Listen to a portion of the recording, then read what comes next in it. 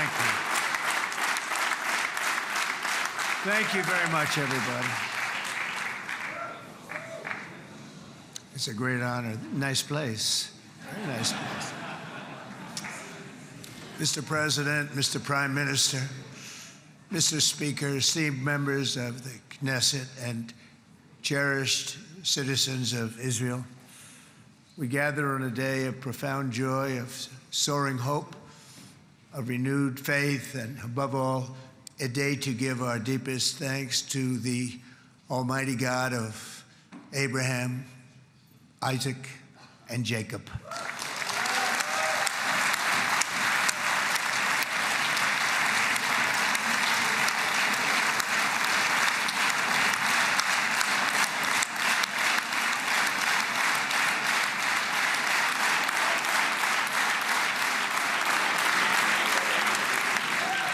After 2 harrowing years in darkness and captivity, 20 courageous hostages are returning to the glorious embrace of their families, and it is glorious.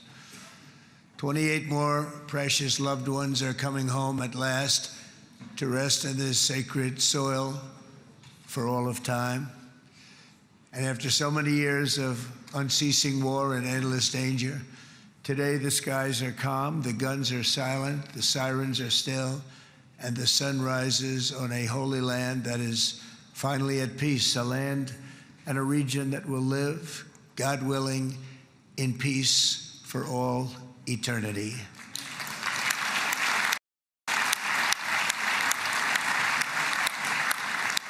This is not only the end of a war, this is the end of an age of terror and death, and the beginning of the age of faith and hope and of God. It's the start of a grand concord and lasting harmony for Israel and all the nations of what will soon be a truly magnificent region. I believe that so strongly. This is the historic dawn of a new Middle East. I want to express my gratitude to a man of exceptional courage and patriotism, whose partnership did so much to make this momentous day possible. You know who I'm talking about. There's only one, Prime Minister Benjamin Netanyahu. Bibi, please stand up.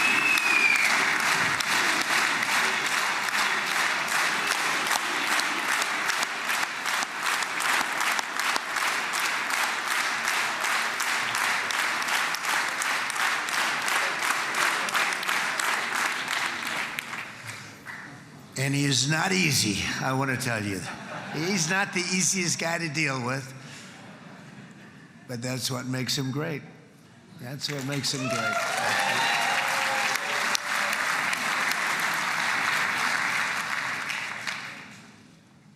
Thank you very much, baby.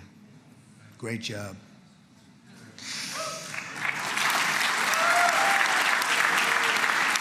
And let me also convey my tremendous appreciation for all of the nations of the Arab and Muslim world that came together to press Hamas to set the hostages free and to send them home. We had a lot of help. We had a lot of help from a lot of people that you wouldn't suspect, and I want to thank them very much for that. It's an incredible triumph for Israel and the world to have all of these nations working together as partners in peace. And it's pretty unusual for you to see that, but it happened in this case. This was a very unusual point in time, a brilliant point in time. Generations from now, this will be remembered as the moment that everything began to change, and change very much for the better. Like the USA right now, it will be the golden age of Israel and the golden age of the Middle East. It's going to work together. I'd like to thank several great American patriots for their invaluable help in getting something done that almost everyone thought was absolutely impossible. We were wasting our time. So many people said, "You're just wasting your time." But we weren't, because we had talented people working with us, and we had people that loved your country, and frankly, people that loved the region. They loved the Middle East. I want to thank my friend Steve Witkoff.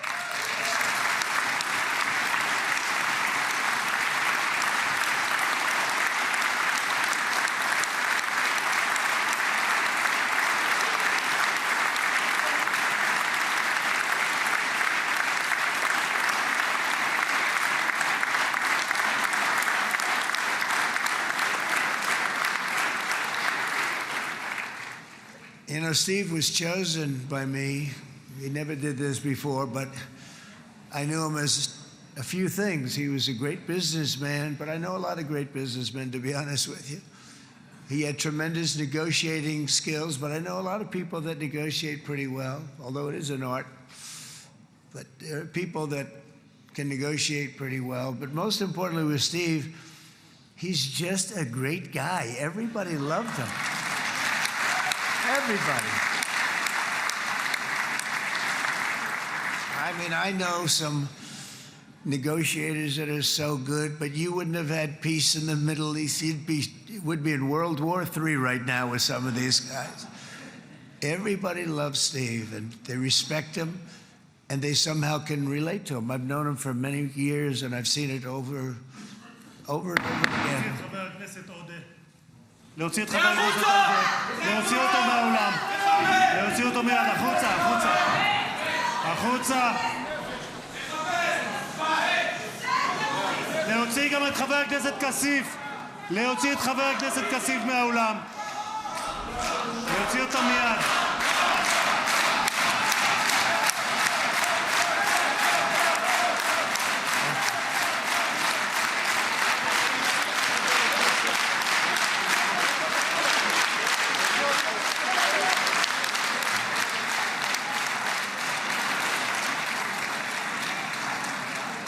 Sorry for that, Mr. President. Thank you. Please.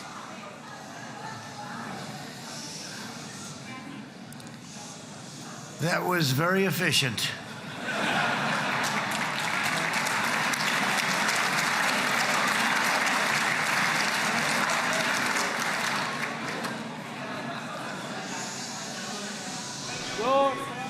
So back to Steve. He's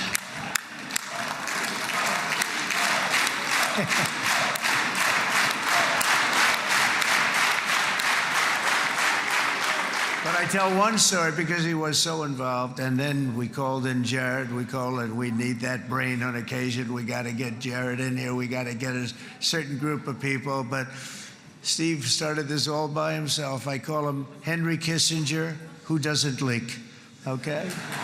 Henry is a big leaker. He leaked. Steve doesn't leak. Steve just wants to get the job done. He wants to do what's right. But I'll give you just a quick story because, as you know, he's working on the war with Russia and Ukraine, a war that would have never happened if I were president. A shame. 7,000 young soldiers a week are being killed. More than that this last week. It's a shame. It should have never happened. But it did happen, and we won the race, and I took over this horrible war that's been raging, and I thought it would be easily settled. I thought it was a hell of a lot easier than doing what we just did very successfully with Israel and a lot of other people. But this came first, and we'll get that one. But I set up a meeting for him to meet with President Putin, thinking it would be a 15 or a 20-minute meeting. Steve had no idea about Russia, had no idea about Putin too much, didn't know too much about politics, wasn't that interested. He was really good at real estate, but he had that quality that I was looking for, and I didn't see it around in too many ways. And I set up the meeting with Putin, and I called. I said, is Steve finished yet? That was about a half an hour into the meeting. No, sir, he's not. He's still inside. This is in Moscow. I said, well, how's he doing? I don't know, sir. He's still inside. I called up an hour later. Let me speak to Steve. Sir, he's still with Putin. He's with President Putin. I said, wow, it's a long meeting, 1 hour. I called up an hour later, he was still with Putin. 3 hours later, he was still with Putin. 4 hours later, he started to get the word that he was going to be coming out soon. And in 5 hours, he came out. I said, what the hell were you talking about for 5 hours? And he says, just a lot of interesting things. We're talking about a lot of interesting things, including what he went in there for, but you can't talk about it for 5. You can talk about it for a certain period of time, and you know what you're getting. But that's a talent. That's a talent, where you can do that. Most people I'd send in, number one, they wouldn't be accepted. Number two, if they were, the meeting would last 5 minutes, and that's what happens with Steve. Everybody loves him. They love him on this side. They love him on the other side. And he really is. He's a great negotiator because he's a great guy. So thank you very much, Steve, very much.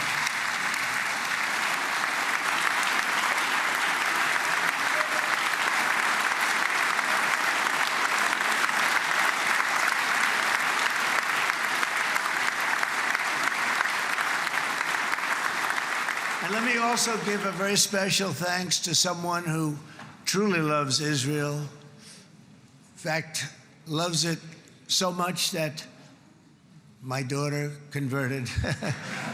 My daughter converted. I didn't know this was going to happen. And Ivanka's here.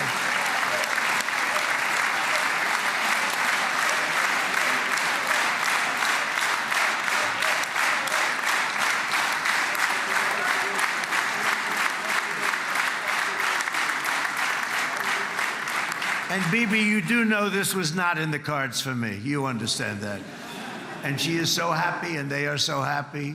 At least I think they're happy. If they're not, we have a big story, right? No, they have a great marriage, and they get along great. They're best friends. They have a very special relationship. But Jared has been so helpful. He really did something very special. He established the Abraham Accords with a group of very wonderful people. I like calling it the Avraham Accords because people that, right? Avraham. It's so cool. It's so much sort of nicer, you know, the Abraham versus the Avraham.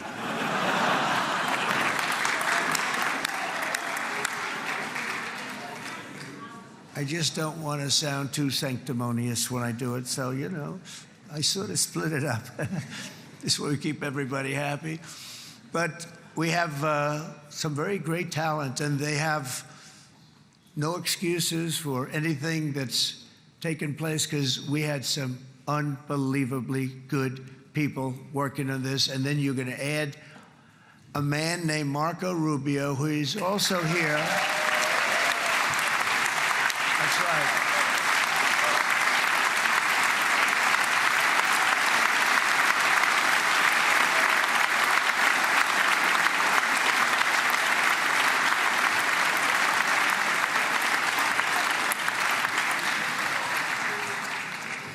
And I have a prediction that Marco will go down, I mean this, as the greatest Secretary of State in the history of the United States. I believe that. I believe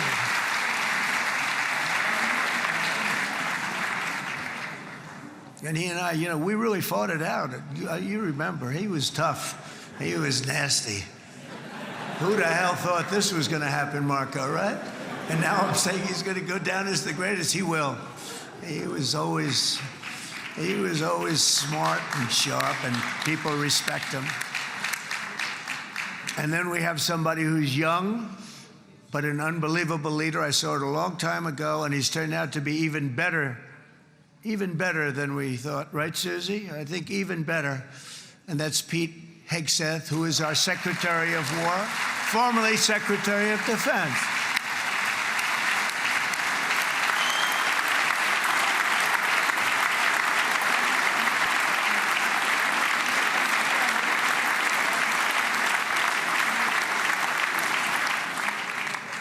And as you know, we decisively won World War I. We decisively won World War II decisively. And everything in between and everything before it, we won everything. And then they had the brilliant idea of changing the name from war, you know, it was war, to defense. And with that went a certain thinking. And we fought in a very politically correct way after that. We always had the strongest military, and now we have a stronger military than we've ever had before. Because of my first term, I've totally rebuilt the military, every aspect of it. But we have, if you think, we settled 8 wars in 8 months. I'm now including this one, by the way, if that's okay. They may say, well, that was quick, because yesterday I was saying 7, but now I can say 8. The hostages are back. The hostages are back.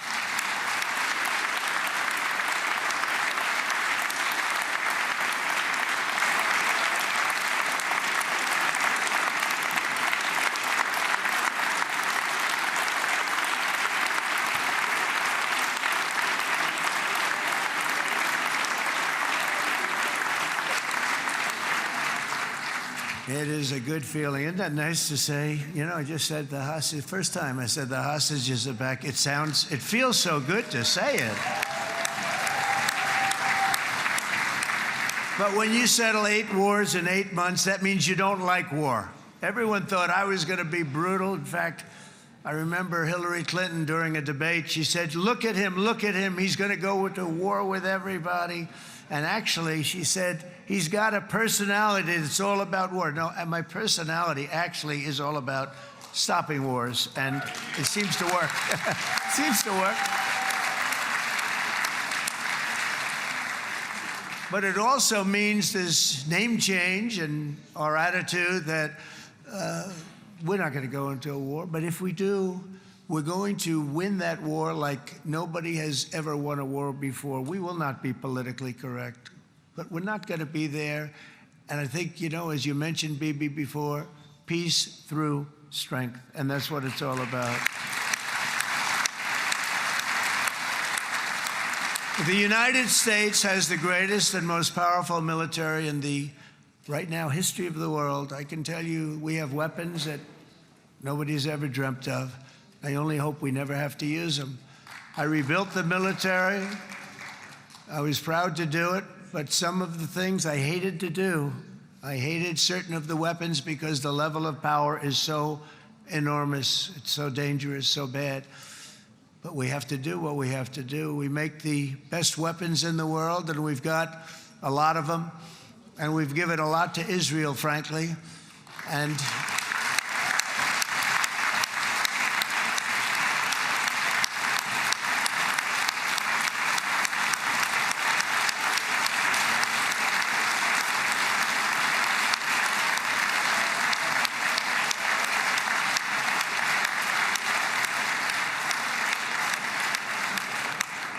I mean, Bibi would call me so many times, can you get me this weapon, that weapon, that weapon? Some of them I never heard of, Bibi, and I made them. But we'd get them here, wouldn't we? And they are the best. They are the best. But you used them well. It also takes people that know how to use them. And you obviously used them very well. But so many that Israel became strong and powerful, which ultimately led to peace. That's what led to peace. So as we celebrate today, let us remember how this nightmare of depravity and death all began. 2 years ago, on the eve of the Simchat Torah holiday, thousands of innocent Israeli civilians were attacked by terrorists, and one of the most evil and heinous desecrations of innocent life the world has ever seen, the worst slaughter of Jews since the Holocaust. The cruelty of October 7th struck to the core of humanity itself. Nobody could believe what they were witnessing. The United States of America grieved alongside you, and we mourned for our own citizens who were so viciously taken that day. And to all the families whose lives were forever changed by the atrocities of that day, and all of the people of Israel, please know that America joins you in those two everlasting vows: never forget and never again.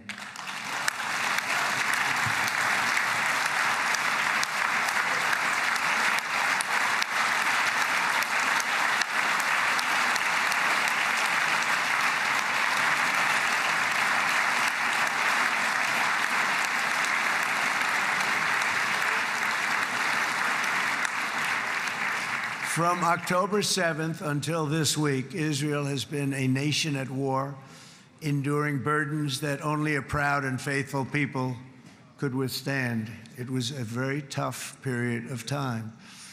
For so many families across this land, it has been years since you've known a single day of true peace. but now at last, not only for Israelis, but also for Palestinians and for many others, the long and painful nightmare is finally over. And as the dust settles, the smoke fades, the debris is removed, and the ashes cleaned from the air, the day that breaks on a region transformed, and a beautiful and much brighter future appears suddenly within your reach. This is now a very exciting time for Israel and for the entire Middle East, because all across the Middle East, the forces of chaos, terror, and ruin that have plagued the region for decades now stand weakened, isolated, and totally defeated. A new coalition of proud and responsible nations is emerging, and because of us, the enemies of all civilization are in retreat. Thanks to the bravery and incredible skill of the Israeli Defense Forces and Operation Rising Lion,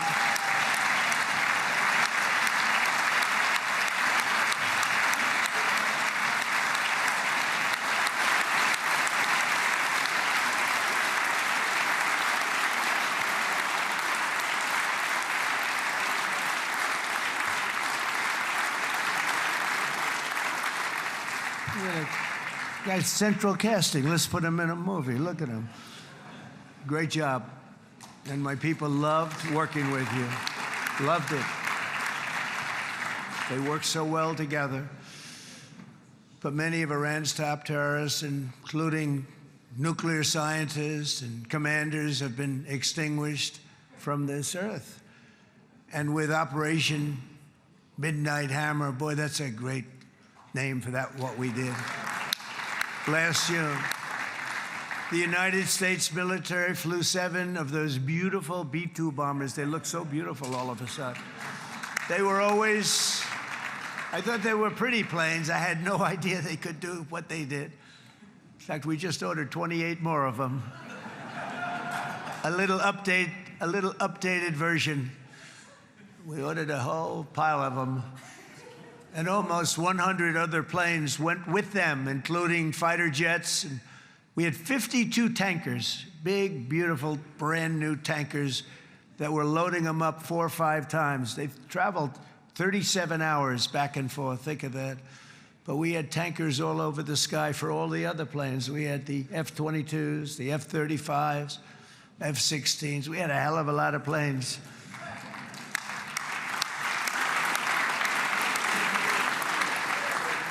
So we had 52 gas stations in the sky. That's what they call them. I'll tell you, I wouldn't want to be flying one of them. We have our great General Raisin Cain right here. General, stand up. This guy, what a general. Thank you.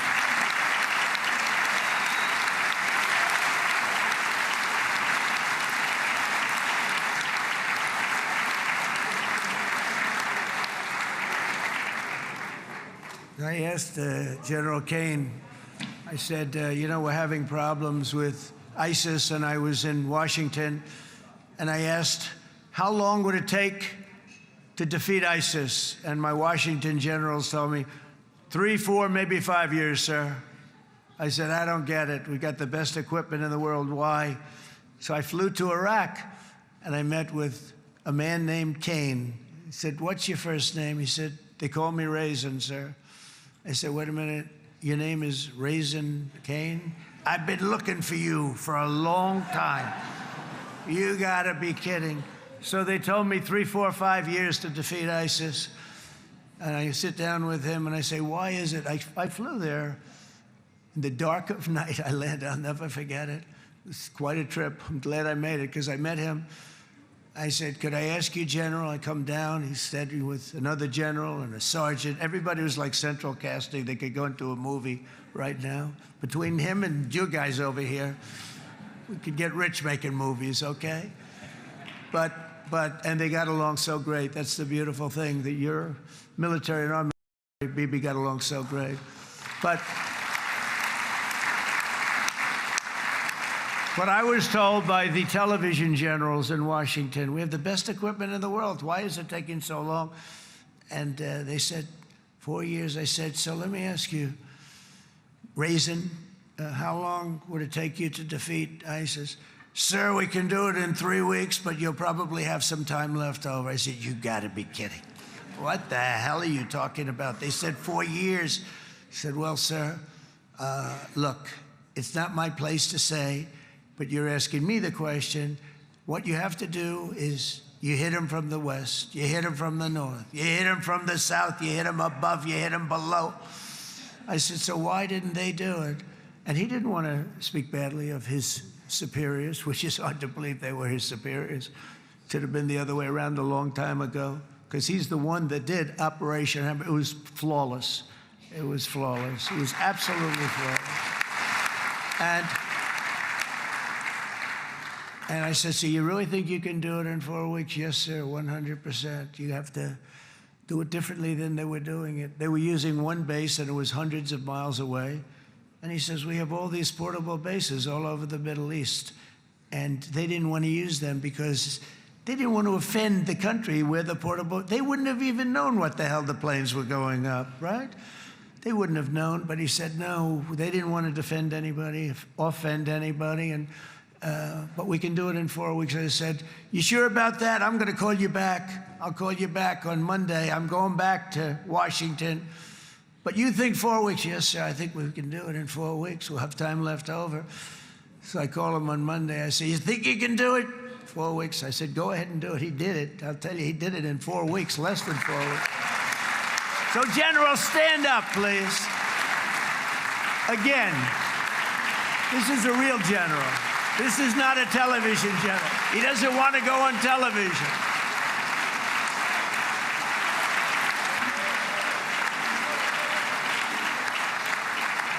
He doesn't want to go on television. I said the other guys love being on television. So we dropped 14 bombs on Iran's key nuclear facilities, totally, as I said originally, obliterating them. And that's been confirmed, and everybody understands it. Together we stopped the #1 state sponsor of terror from obtaining the world's most dangerous weapons. And if you think about it, if we didn't do that, and assuming we made the same deal that we have today, there'd be a dark cloud over this deal. And #1, it wouldn't happen because the other Arab and Muslim nations really wouldn't feel comfortable making the deal that we have now, right? If Iran had that nuclear weapon that they were about 2 months away from having. They would have had it in 2 months or maybe less than that. They were right at, this was our last shot. They looked at it for 22 years. This was our last shot. The pilots told me that. They said, 22 years, sir, they looked at it. Our predecessors looked, they studied it. 3 times a year would do drills on that exact attack. And boy, did they get it right. But let's assume they didn't, and let's assume there was large-scale nuclear weapons in the hands of Iran. We couldn't be here today. Even if we signed the deal, which we couldn't do because a lot of people would not want to have anything to do with it, we took a big cloud off of the Middle East and off of Israel.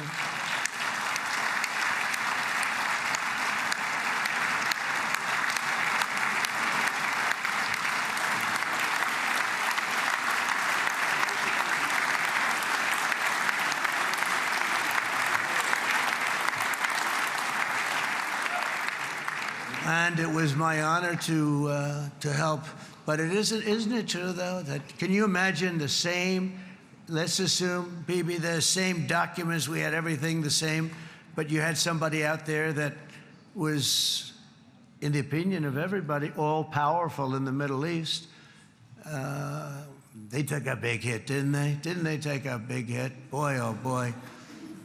They got hit from one side, from the other. And you know, it would be great if we could make a peace deal with them. And I think that's me. Would you be happy with that? Wouldn't it be nice, I think? Because I think they want to. I think they're tired. Somebody said, sir, they're starting their nuclear program again. I said, let me tell you something. They're not starting anything. They want to survive. The last thing they want to do is start digging holes again in mountains that just got blown up and start They're not doing it. They want to survive, okay? But I think we have a chance. Steve, you, and I think Jared, come on, I'll call you back for another one. We always bring Jared when we want to get that deal closed. We bring Jared, but Steve, you and Jared and the General and Pete and Marco, you'll get that deal done easy. I think that'll be easy. But first we have to get Russia done. We got to get that one done. If you don't mind, Steve, let's focus on Russia first, all right? We'll get it done. In Lebanon, the dagger of Hezbollah, long aimed at Israel's throat, has been totally shattered. My administration is actively supporting the new president of Lebanon in his mission to permanently disarm Hezbollah's terror brigades. He's doing very well. And build a thriving state at peace with its neighbors. And you're very much in favor of that, I know. And good things are happening there, really good things. And with this week's ceasefire, we've achieved the most challenging breakthrough of them all. The most challenging breakthrough maybe ever. I mean, I've never seen anything like. I've been involved in a lot of success. I have never seen anything like what's going on today all over the world. People are dancing in the streets, not just in Israel. They're dancing in the streets of countries that would have never danced in the street about what's happening today. They're dancing in those streets. So this long and difficult war has now ended. You know, some people say 3,000 years, some people say 500 years, whatever it is. It's the granddaddy of them all. And in an unprecedented achievement, virtually the entire region has endorsed the plan that Gaza will be immediately demilitarized, that Hamas will be disarmed, and Israel's security will no longer be threatened in any way, shape, or form.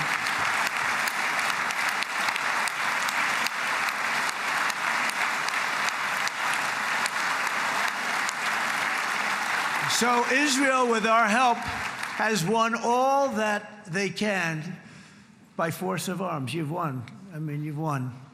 Now it's time to translate these victories against terrorists on the battlefield into the ultimate prize of peace and prosperity for the entire Middle East. It's about time you were able to enjoy the fruits of your labor. Mr. Opposition Leader. I said he's a very nice opposition leader. I think, no, he's a nice man. Bibi, he's a nice man.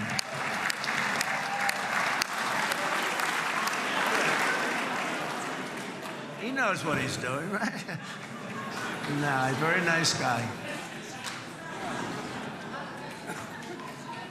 Well, see, now you can be a little bit nicer, Bibi, because you're not at war anymore, Bibi.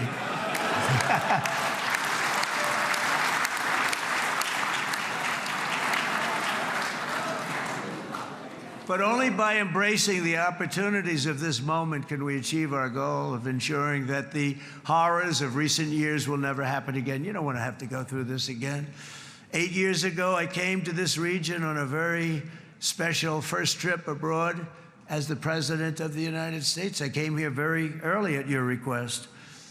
I addressed the leaders of the Arab and Muslim world gathered in Saudi Arabia and said that it was time to build a future free of the grip of extremism and terror. And interestingly, right now, as soon as I'm finished, I'm quite late. You've kept me quite late between opposition leaders and Bibi's brilliant but very long speech.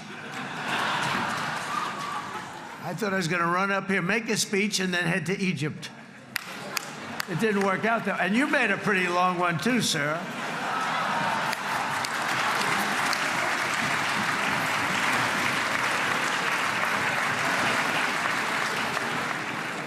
But I liked what you all said. It could be worse. Supposing on top of it, I didn't like what you said. That would be no good, Ron, would it? Ron, you did a great job, by the way, Ron.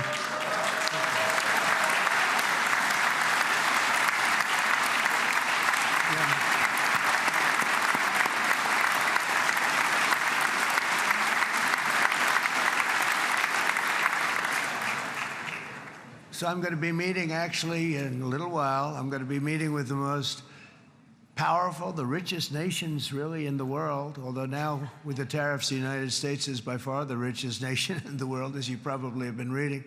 But the richest nations, most powerful nations, tremendous, headed by some tremendous people in many cases. Some cases I wouldn't say necessarily I would endorse, but I will tell you some incredible people that really helped us make this all possible. So I'll be going there. I'll be quite late. They might not be there by the time I get there, but we're going to give it a shot. But the journey we started back then led to the crushing defeat of the ISIS caliphate, to the monumental Abraham Accords, and ultimately to the historic ceasefire this week, in which many of those same nations really played a very pivotal role, I have to tell you. Steve will tell you that. Jared will tell you that. Together, we've shown that peace is not just a hope that we can dream about. It's a reality we can build upon day by day, person by person, and nation by nation. And because of that, the Middle East is finally ready to embrace its extraordinary potential. You have extraordinary potential in this region. It should now be clear to everyone throughout the region that decades of fomenting terrorism and extremism, jihadism and anti-Semitism have not worked. They haven't worked. They've been a disaster. They've just killed. They've killed. They've backfired completely and totally. They've just totally backfired. Everything that you thought, take it, worst case, it's turned out to be worse than that. They have not worked. From Gaza to Iran, those bitter hatreds have delivered nothing but misery, suffering, failure, and death. They've served not to weaken Israel, but to annihilate the very forces that did the most to foment this hatred. And it's really, everybody that's tried it has become irrelevant. Meanwhile, we've seen those nations that set aside their differences, reached across ancient divides, and pursued engagement are now among the most successful in the region. They're getting along with Israel, and they're doing great. And I can tell you the 4 nations that joined the Abraham Accords early on, and you'd all be doing me a favor, and I'm going to be saying this in a little while to some other friends, would love you all to, is this right, Jared? Join up in the Abraham Accords. We have to join up and get together. You can have that whole thing filled out. We had a very weak administration, worst president in the history of our country by far. And Barack Obama was not far behind, by the way.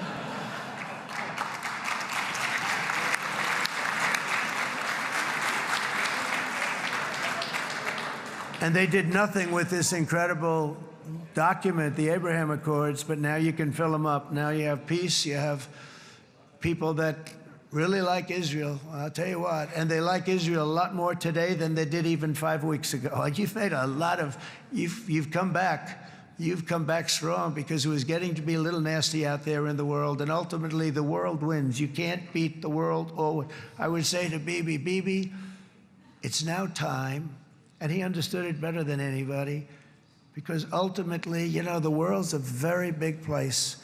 And I've said a lot. I said, this piece of land is very small. It's unbelievable what you've done with that tiny, you look at a map even of just, not the world, the Middle East, and you have this little dot. And think of what you've done. It's incredible. It's incredible.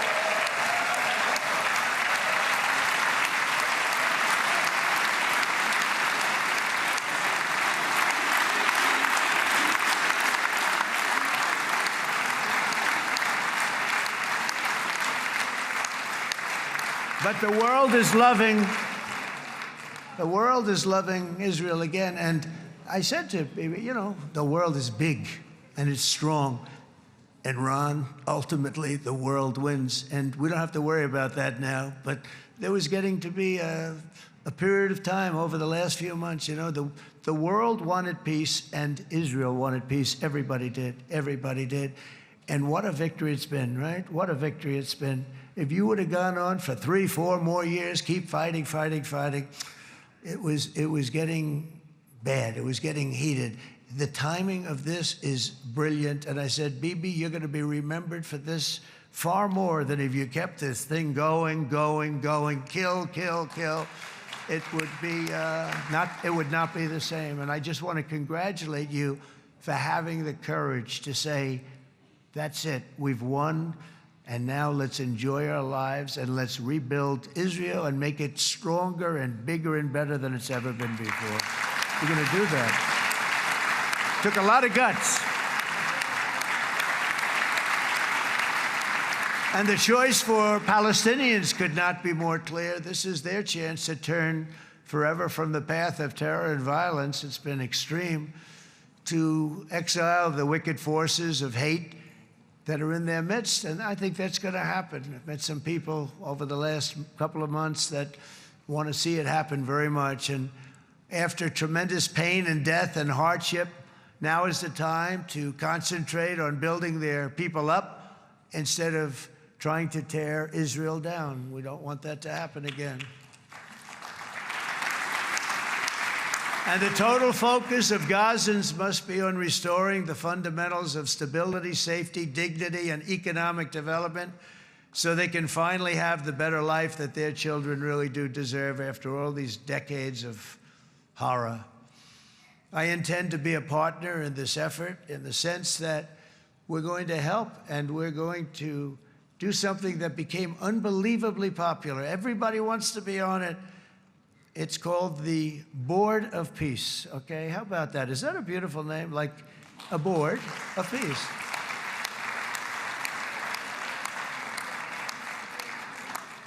The only bad thing from my standpoint, every single nation involved has asked me to be the chair, and I'll tell you, I'm very busy.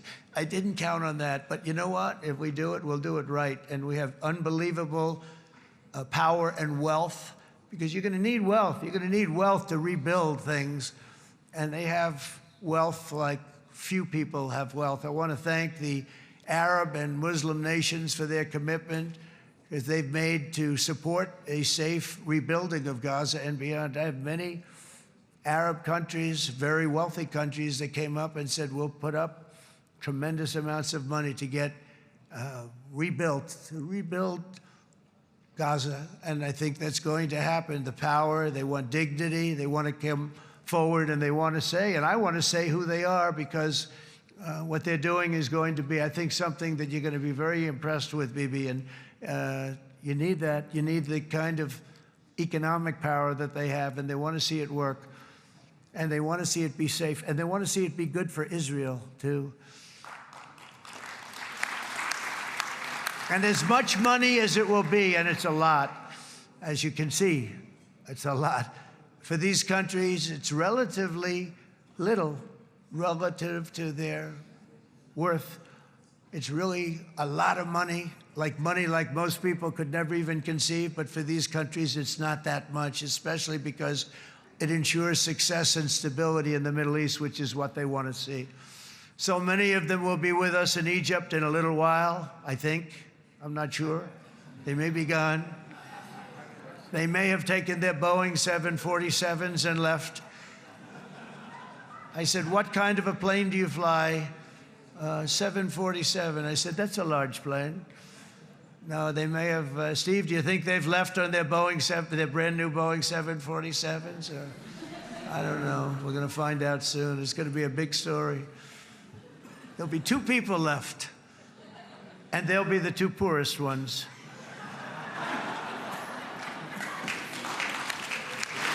But it will be the wealthiest and most powerful group of nations. So the group that we have assembled, that's waiting for us, is the wealthiest and most powerful group ever assembled at one time. There has never been a group like this. And they're only looking for good.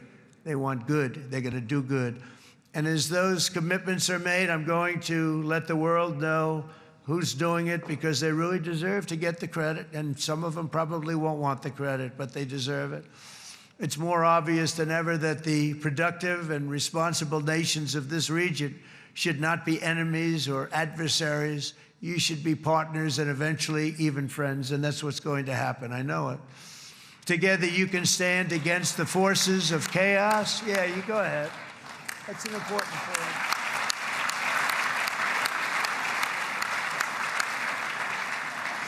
Because you can stand against the forces of chaos that threatened all of your interests, and it's always a big threat, and unleash incredible prosperity and opportunity for all the people of these lands, and that's what's going to happen. You're going to unleash numbers and success, the likes of which Israel has never been able to think of, because you're so firm, and you should be, and you've done the right thing in defending yourself.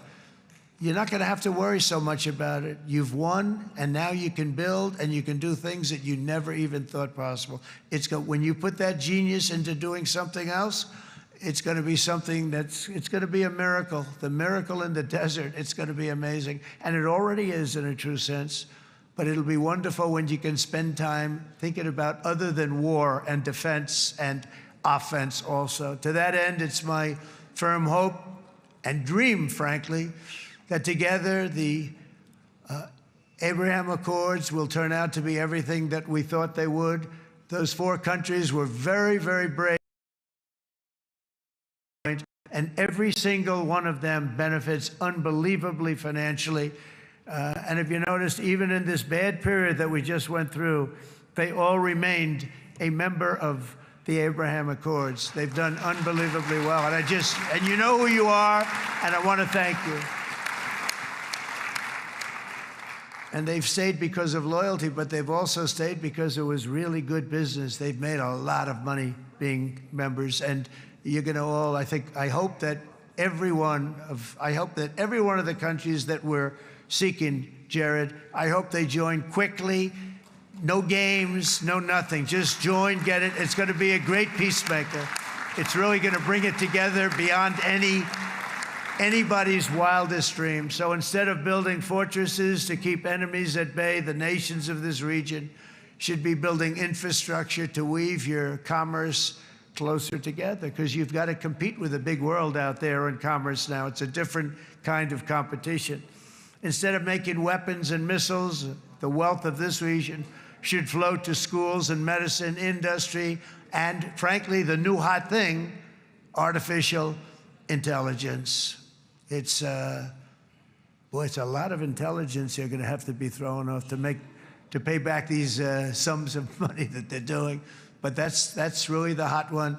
And I might say that the United States, a year ago, was a dead country. I say it to people.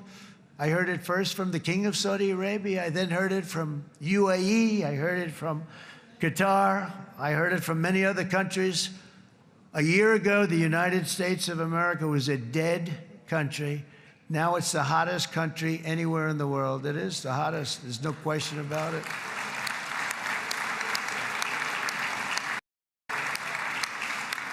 In fact, if you go back a year ago, before the election, although once we had November 5th, we became hot because people got it.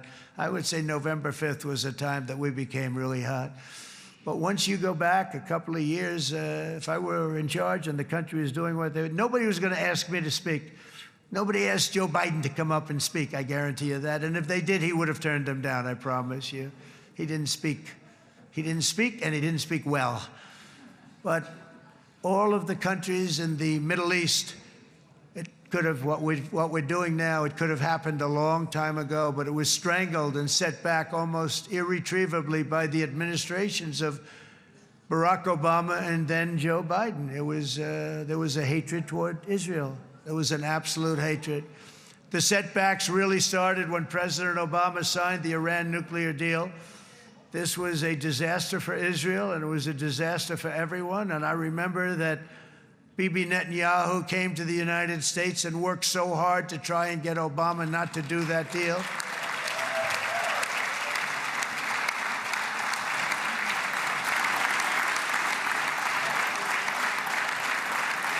He worked so hard.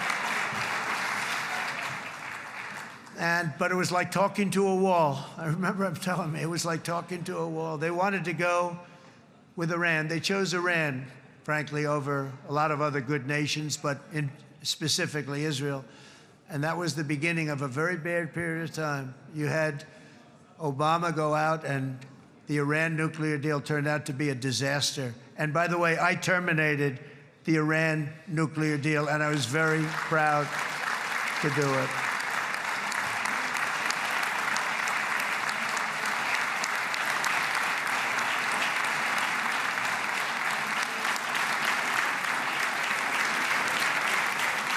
Yet even to Iran, whose regime has inflicted so much death on the Middle East, the hand of friendship and cooperation is open. I'm telling you, they want to make a deal. That's all I do in my life. I make deals. I'm good at it. I've always been good at it. And I know when they want. Even if they said, we don't want to make a deal, I can tell you they want to make a deal. All right, they do. They want to make a deal, and we're going to see if we can do something, because this is crazy what's happening, and we're not going to have this anymore. Neither the United States nor Israel bear the people of Iran any hostility. We merely want to live in peace. We don't want any looming threats over our heads, and we don't want to even think in terms of nuclear destruction. It's not going to happen, never will happen.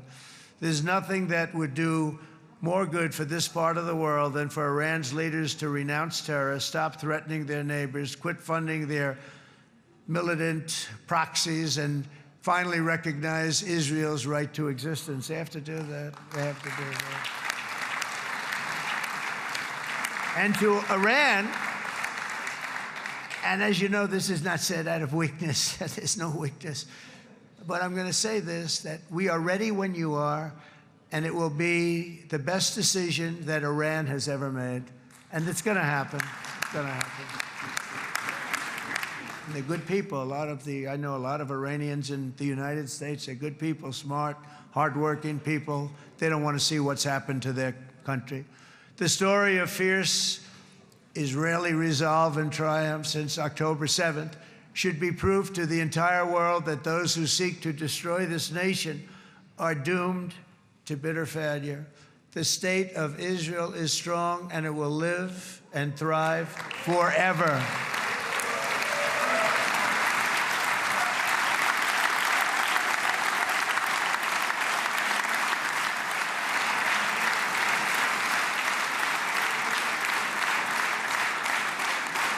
And that is why Israel will always remain a vital ally of the United States of America.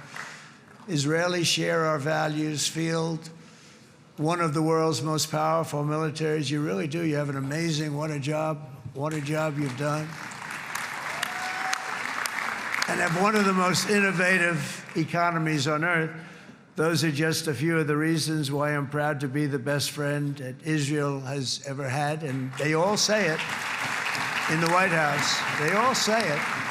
I guess it's true because everybody says it, baby. You said it today. Thank you.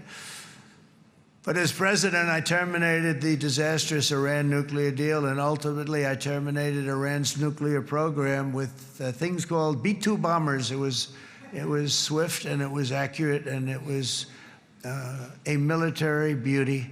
I authorized the spending of billions of dollars, which went to Israel's defense, as you know. And after years of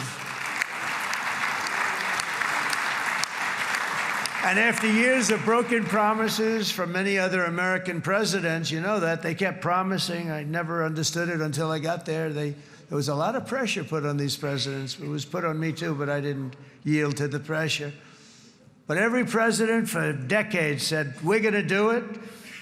The difference is I kept my promise and officially recognized the capital of Israel and moved the American embassy to Jerusalem.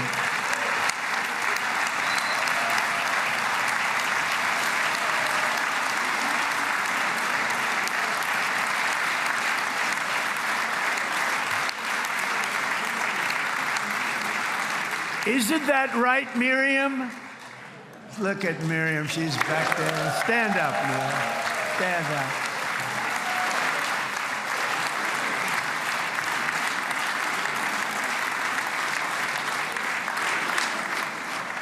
Miriam and Sheldon would come into the office. They'd call me. He'd call me. I think they had more trips to the White House than anybody else I can think of. Look at her sitting there so innocently. She's got $60 billion in the bank, $60 billion.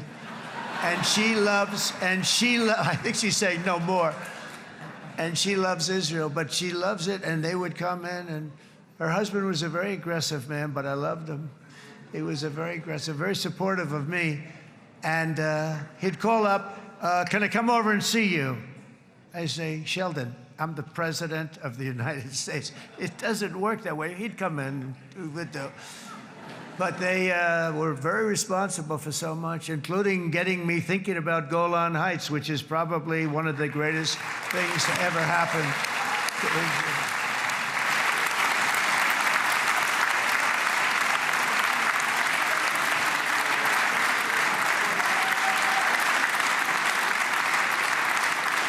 Miriam, stand up, please. She really is. I mean, she loves this country.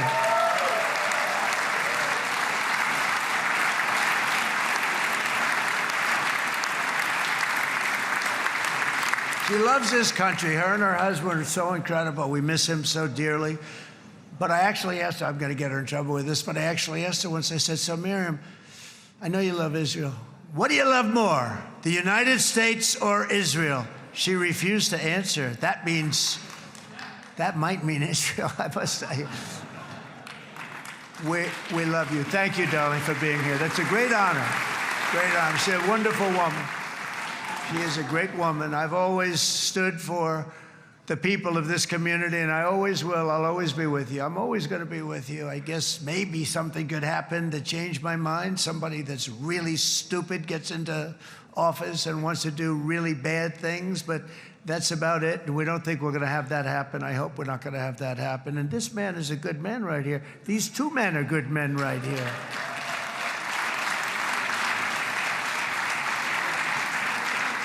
Hey, I have an idea. Mr. President, why don't you give him a pardon? Give him a pardon. Come on.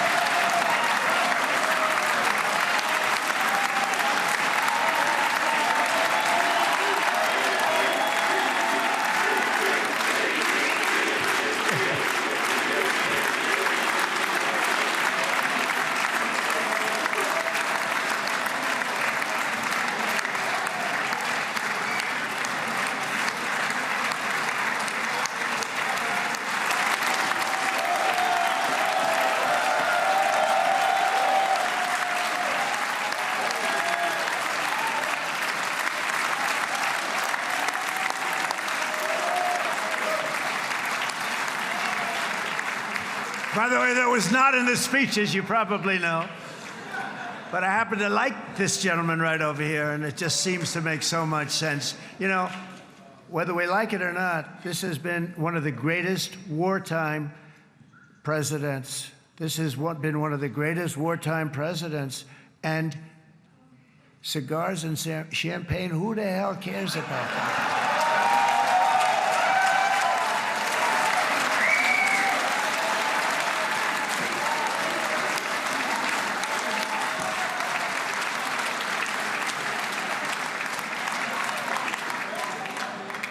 All right, enough controversy for the day, right? Actually, I don't think it's very controversial. So, you know, I mean, I see so popular. You are a very popular man. You know why? Because you know how to win.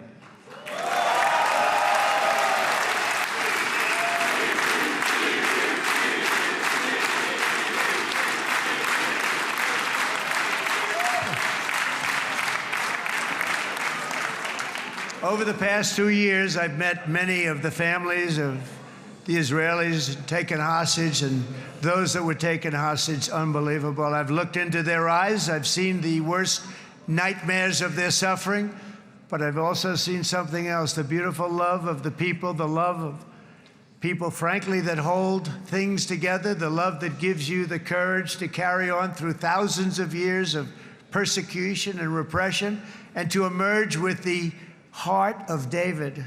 It's the heart of David. It's that love that's defeated the enemies of civilization, built this incredible country and this unbelievable economy, and forged one of the great democracies of the world. That is why it's a true honor to stand here today and address this assembly in your ancient and eternal now capital, Jerusalem. I'm proud to have helped in that regard. This city and this nation stand as living proof that a much brighter future for this entire region is truly within our grasp. For thousands of years, Jerusalem has been a home to Christians, Jews, Muslims, and people of all ethnicities and creeds. This is the holy center of the world's three great Abrahamic faiths. I like that too. Adorned, it's the first time I've seen that word in a while. Adorned with their sacred sites and alive with their pilgrims and visitors from every corner of the globe.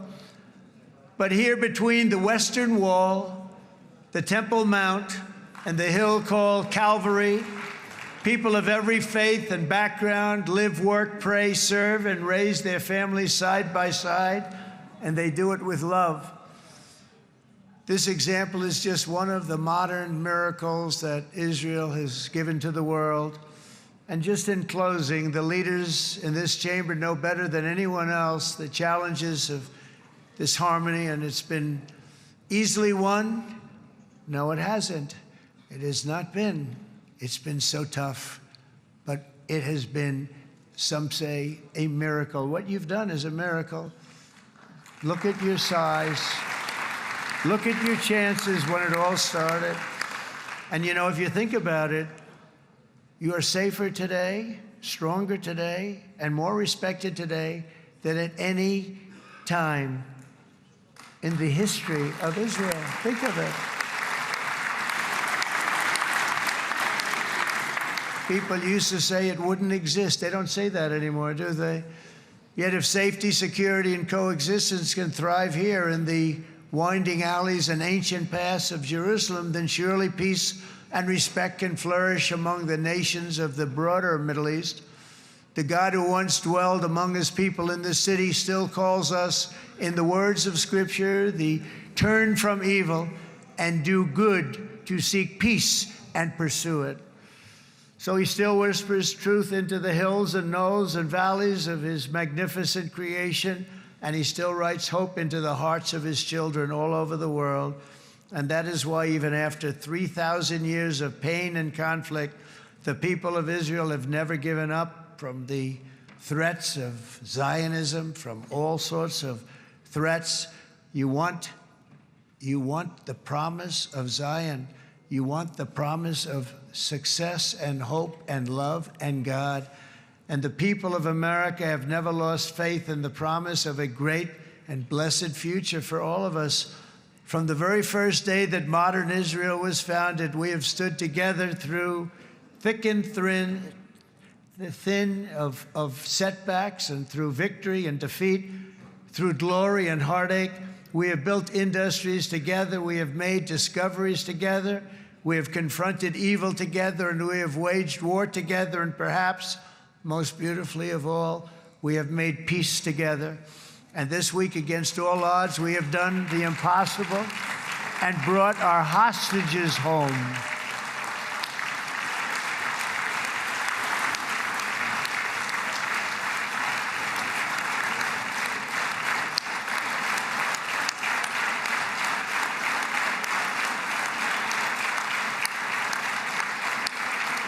So now we're going to forge a future that is worthy of our heritage. We're going to build a legacy that all the people of this region can be proud of. New bonds of friendship, cooperation, and commerce will join Tel Aviv to Dubai, Haifa to Beirut, Jerusalem to Damascus, and from Israel to Egypt, from Saudi Arabia to Qatar, from India to Pakistan, from Indonesia to Iraq, from Syria to Bahrain, Turkey to Jordan,